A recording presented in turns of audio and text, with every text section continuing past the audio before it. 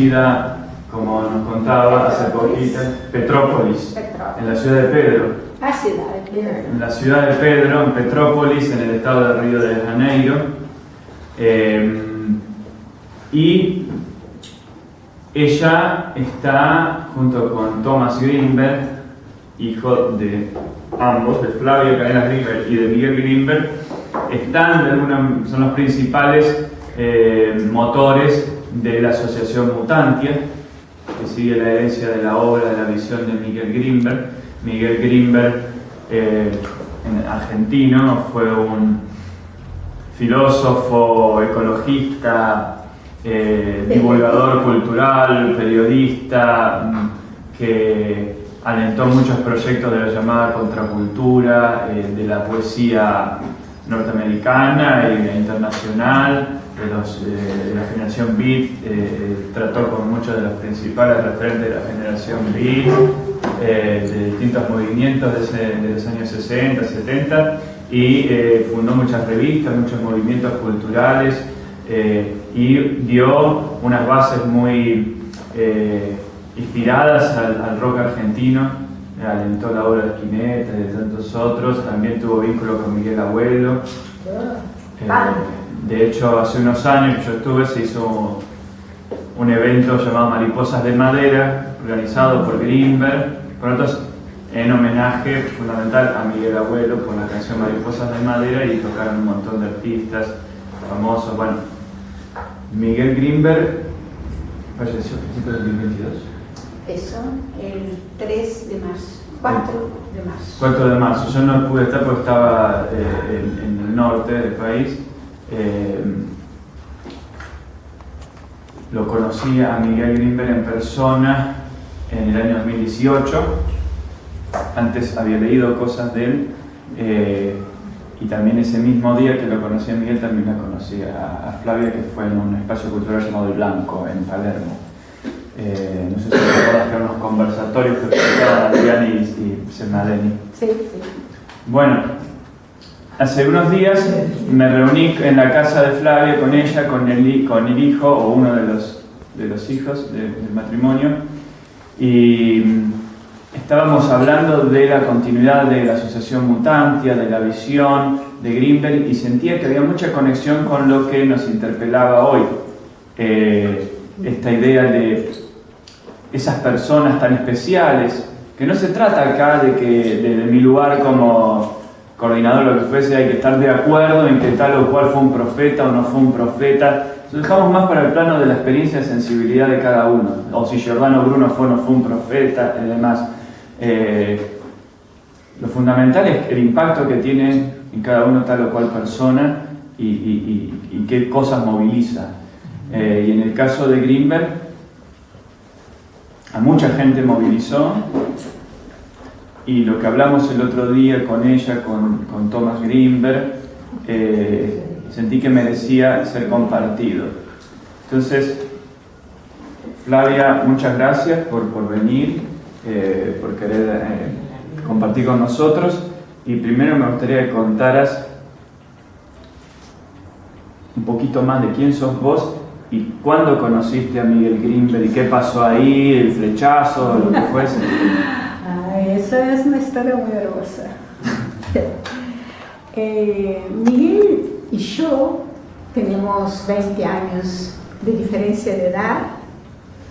Él estaba en un momento muy particular de su vida. A los 45 años su papá murió, y en ese lapso él se comprometido a ir a un congreso de biodanza, y él mandó una carta diciendo que no iba a poder porque su papá está entre la vida y la muerte. Bueno, su papá falleció 2 meses antes, y ahí él pudo ir al congreso. Y en ese momento yo cursaba mi último año de psicología. Yo soy psicóloga. En 82 estaba en el último año, y estaba en duda si iba a hacer un congreso en São Paulo, en otro lado. Y resolví ir a Río de Janeiro a pedido de una amiga que quería ir para Río de Janeiro, pero no tenía dónde alojarse, entonces yo vivía allí. En este momento mi papá tenía una casa en Niterói, que es una ciudad de frente del Río de Janeiro, que tiene un lago, una bahía entre las dos ciudades. Entonces la mejor vista de Niterói era Río de Janeiro, y la mejor vista de Río de Janeiro era Niterói, porque quedaba muy linda las luces y todo. Impresionante cómo se ve Río de Janeiro desde Niterói, Sí. Toda la postal. Está el Museo de Arte, hermoso. Sí. Está ese plato volador que... Sí, Niemeyer lo dibujó. Sí. Tiene sus diferencias ahí un poco. Es más modernoso lo de Niterói, porque mucha diferencia de edad. Y las playas. Y las playas, por favor.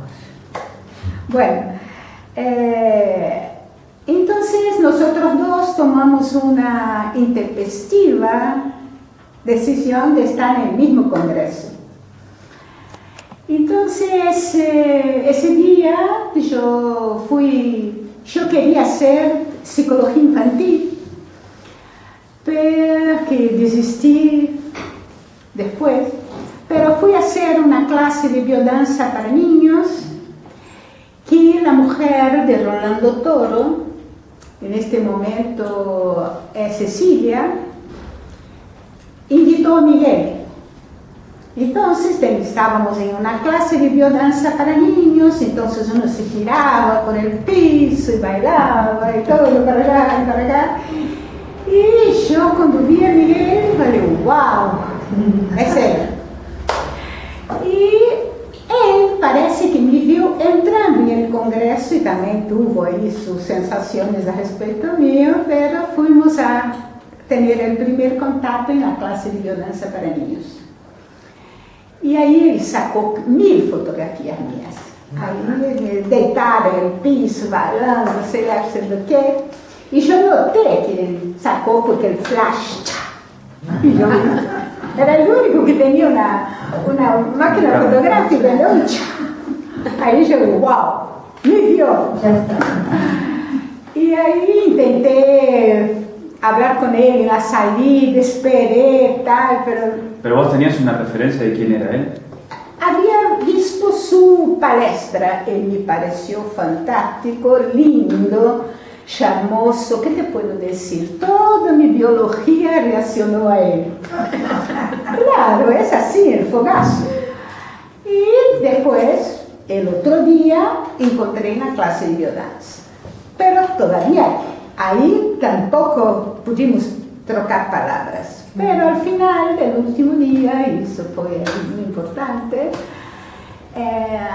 un pianista argentino, Franz Vítor, que era un gran pianista acá de la Argentina, dio un concierto y yo me senté, la entrada del teatro está acá, yo me senté acá justo porque si él entrara, me viera, me viera.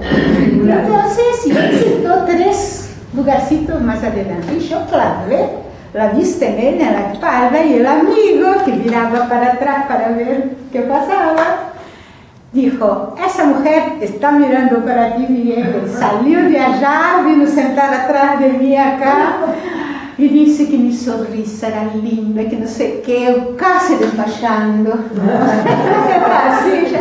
Mi amiga puló la silla y sentó acá y comenzó a hablar conmigo, me encantó su voz y bueno, todo, pero yo tenía tanta emoción adentro que no podía hablar nada, no decía nada, hasta que él me invitó para salir el día siguiente. Y yo acepté, pasé la dirección, y ahí, 40 años después, estoy acá, hablando de ese día. Y decidimos a almorzar, nunca más nos largamos. Y quedamos cambiando cartas durante 2 años y ahí nos casamos. Sí. Y vine a vivir a la Argentina. La primera etapa de mi matrimonio fue acá en la Argentina, donde tuve mis 2 hijos.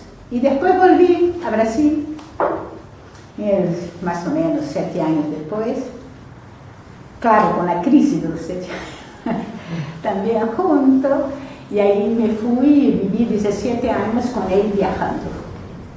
Después volví a la Argentina en la tercera etapa de mi matrimonio y que fue hasta el último día que se fue para el otro lado. Flavia, más allá de tu impresión sobre él, ¿qué sentías que era Miguel Grimberg para su entorno? ¿Qué sentías que él representaba? Eso fue se dando a los pocos, porque imagínate que yo no conocía a Miguel, no sabía absolutamente nada de él. Fue una situación energética pura, energía pura. Entonces, una cosa que se dio. Y en los años es que fui entendiendo la dimensión de lo que era. Yo estaba en plena Copacabana con él la primera vez y la gente paraba en la calle y preguntaba: hola Miguel, ¿qué estás haciendo acá? Y yo, wow. Pero la dimensión de lo que pasó, que era Miguel, fue dándose a los pocos. Y Miguel era un hombre absolutamente planetario. Él no vivía a donde nosotros estamos acá. Miguel no vivía acá. Entonces Miguel estaba entre el mundo y su casa. Entonces el sueño y el poroto. Hay una novela muy linda brasileña que se llama O Feijão e o Sonho, y era eso, ¿no? Él vivía en ese estrato, ¿no? Sus primeros trabajos, cuando yo vine acá, él trabajaba en África. Él no trabajaba en la Argentina. Él escribía en la Argentina y trabajaba en África. Entonces era un asunto, Miguel. Era un asunto gravísimo. Ese hombre vivía planetario, vivía en Cartagena, en París. Era un hombre así, planetario totalmente. Su trabajo cuando vino en 80 para acá tenía que ver con la Multiversidad de Buenos Aires, donde él conocía gente, que venía gente de todo el planeta a dar clases ahí. Rolando Toro, bueno, todo el planeta estuvo dando clases ahí. Y Ahora, Flavia, porque esto es una introducción, después el que quiera pueda buscar sobre Miguel Grimberg, interiorizarse, después hablar con Flavia o sumarse a propuestas que irá haciendo Mutantia, sí, que ahora yo también voy a ser parte de Mutantia. Si nos atrevemos, con tu permiso, Flavia, a hablar más de esta época actual, donde ya Miguel no está,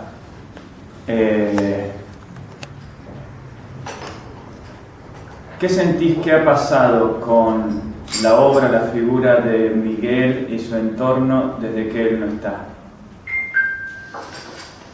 ese es un asunto complicado. Yo le voy a contar una cosa que me pasa a mí, para que usted tenga idea de lo que puede pasar en la cabeza de las otras personas.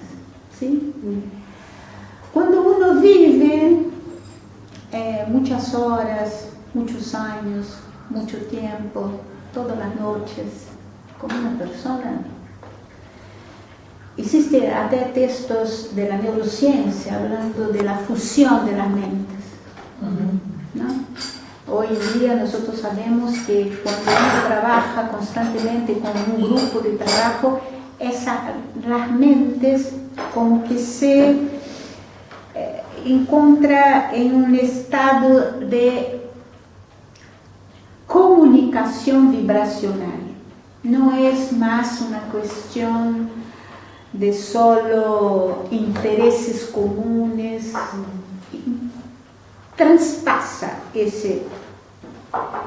esa vibración y uno aprende de otra manera. Bueno, Miguel se va en una situación de 4 años de mucho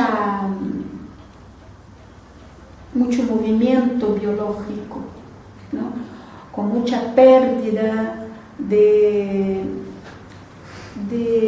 características, vamos a decir, de pensamiento, de cognición. Muchas cosas va transformando en él. Y eso es asistido por un número muy importante de los amigos más próximos que tuvo la posibilidad de acompañar ese desenlace energético de él. Y eso causó, como causó en mí, un proceso de luto que empezó antes, mucho antes de su deceso, ¿no? Empezó antes. Entonces, lo que yo lloré en esa etapa fue mucho más de lo que lloré después de su muerte. Entonces, después de su muerte es como un misto de conferencia, de conferir si todas las actitudes que yo tomé fueron honestas, fueron buenas, si fueron buenas para él,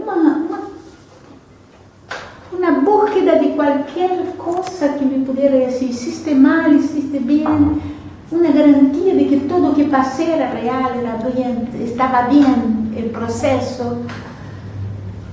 Eso pasó conmigo y los últimos 3 años, ahora recién hoy, escribí algo sobre la resurrección, renacer. Entonces yo creo que estoy renaciendo después de 3 años. Estoy en estado de ebullición y de felicidad mía. Miguel ya no está. Ese proceso es muy íntimo, muy profundo, porque yo soy la compañera. Pero imagina eso en la gente que tenía a Miguel como un faro de inspiración. Frases de Miguel que rondan la cabeza de la gente que yo conozco. Lo que ponemos en el lugar de lo que no queremos. Frase de Miguel Grimberg. Y eso está incrustado en la cabeza de la gente. De muchos amigos que hablan conmigo, hoy con Pablo Fogo acá, y me repitió la misma frase. Que impacta su vida, que ponemos no lugar de aquello que no queremos, o que, cómo hacemos la nueva historia, nuestra historia, cómo asumimos nuestra historia, que era lo que Miguel plantaba en todos lados.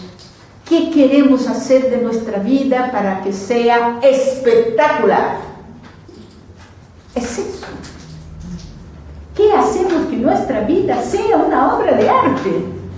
Pero es la vida que es obra de arte. Ningún objeto artístico, ni un libro, ni un cuadro, nada resultado de la acción de arte que existe dentro de uno.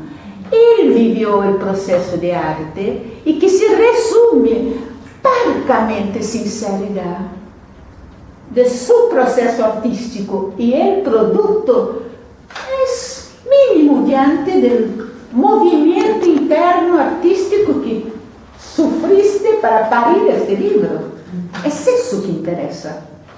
Ahora, citaste esta frase que habla de una actitud que no se queda en la queja, en el rezongo o en la tristeza, sino que impulsa la creación. ¿Sentís que la energía que transmitía Miguel era fundamentalmente no quedarnos estancados en la derrota, sino crear, aportar algo nuevo? La única manera de aportar algo nuevo es zambullirse dentro de sí y desplegar el espíritu más profundo que uno tiene adentro. Porque es eso la novedad. La novedad somos todos nosotros. La novedad somos vos. Yo me quedé tan feliz de que vos aceptaran porque yo intenté, yo comencé por la vieja guardia, de los amigos de Miguel, y ahí yo vi que hubo un cierto momento de parálisis. ¿Qué es esa cosa? ¿Qué hago con mi vida? ¿Qué hago con eso? ¿Qué hago cuando a persona que me alentaba, que me daba wow oxígeno para estar haciendo un proyecto, se fue? Ya no hay más faro. Yo tengo que acender mi faro. Están en el proceso de acender su faro. Y yo lo entiendo, lo comprendo del fondo del alma, que es difícil acender y armar el faro, su propio faro. Esto quiero comentar la experiencia del otro día en la casa, porque era también hablar con Tomás, que tiene 39 años. Yo no había prácticamente no había nunca conversado con él. Nos conocimos ahí y le quise preguntar qué le pasaba con su papá, qué sentía, porque tampoco veía con claridad que hubiera una idea de qué es la Asociación Mutantia, qué se propone, y observé que él está en un proceso de entender quién fue su padre y también entenderse a sí mismo en relación con eso. Porque por un lado dice la cantidad de material que hay que tratar de desgravar, de hacer cosas, pero yo no puedo solo y yo tengo mi propio búsqueda de camino. Entonces yo le decía, pero no tenés por qué desgrabar todo ni sacar todo, hay que como encontrar las piezas clave donde se una su propia búsqueda de sentido y de vida y de verdad con aquello que pueda aprender y mamar de lo que le dejó su papá. Y sentí que había un desafío que era decir, bueno, ¿qué hacemos en el lugar de lo que no tenemos ya? O sea, no tenemos ya a Miguel Grimberg, ¿qué hacemos con lo que somos ahora y tenemos ahora y cómo aprovechamos lo que nos ha dejado Miguel? Y yo sentí también, con conexión entre todo esto y el proyecto de Círculo Blake, me alegró que en esta instancia viniera la propuesta de integrar Mutantia, porque siento que va en el mismo espíritu. Hasta me dijo que hay unas traducciones de Blake que hizo Grimberg que andan por ahí, habría que buscarlas. Hay tanto lugar para buscar. Y recordar algo que yo no se lo dije en ese momento a ellos, porque sentía que por algo estaba ahí. No solo me propusieron ser tesorero, pero yo sentía que tenía que ver con alguien que encarnara esa reunión entre una búsqueda de lo trascendente, de la mística, de una filosofía, con el arte, con un movimiento comunitario. Y recuerdo que uno de los primeros encuentros con Miguel Grimberg, que fue ir a un evento de poesía ahí cerca del Elefante Blanco, tipo Lugano, una zona medio como de villa, una cosa muy particular, y nos volvimos en el colectivo sentado, yo estaba sentado al lado de él, y yo la referencia que tenía de Miguel Grimberg antes de conocerlo, el nombre que me había quedado, no era nada ni del rock argentino ni de nada de eso, era solamente que había leído su introducción a una edición argentina del libro tibetano de la Gran Liberación. Lo había leído antes en otras ediciones y encontré una edición argentina que tenía, yo dije, ¿quién es este hombre de acá Argentina que escribe sobre esto? Me quedó ahí y después lo terminé conociendo en una reunión y yo le dije eso. Entonces para mí lo único que era Miguel Grimberg era un especialista en temas de espiritualidad. Entonces yo en el colectivo me puse a hablar de eso con él, de esas cosas, y él entusiasmado después me dice, hace años que yo no hablo de esto con alguien. Y a mí me llamó la atención porque pensé que él se la pasaba hablando de eso con gente. Y él me dice, hace años que no hablo de esto con alguien. Y ahí me dio la sensación de que había una zona de Miguel Grimberg que por ahí no había podido ser capturada, quizás compartida a lo profundo con la gente más cercana a él. Me recordó un poco las tristezas de Krishnamurti, que decía que ninguno de su círculo sentía que había comprendido su enseñanza. Él convocaba para lecturas de textos espirituales y nadie leía. Él convocaba, vamos a charlar sobre, qué sé yo, el libro tibetano de los muertos, o vamos a hablar sobre cualquier cosa. Trumpa, tapa trumpa. Fotocopiaba el texto, pasaba para todo el mundo, nunca hubo un comentario sobre ninguno de los libros. Y es así. Además, pensar que el camino espiritual es algo personal, que totalmente personal, que no hay como tener ninguna indicación.